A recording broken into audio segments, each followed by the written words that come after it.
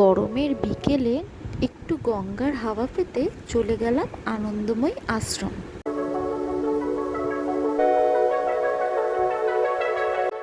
আগরপাড়ার station নেমে যে কোনো টোটো বা অটোকে বললেই নামিয়ে দেবে আনন্দময়ী আশ্রম। ভাড়া 20 টাকা জনপ্রতি। এখানে ভোগের ব্যবস্থাও আছে। আপনারা ভোগ পেতে চাইলে দুপুরবেলায় চলে যাবেন। ভোগ 100 টাকা দিলেই আপনারা ভোগ পেয়ে যাবেন। আশ্রমের একদম সামনেই আছে গিরিবালা ঘাট।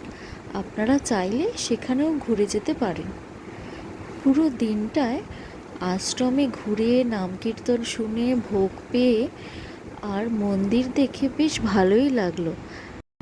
আপনারা চাইলে আশ্রমে বসেই গঙ্গা দেখতে পারেন।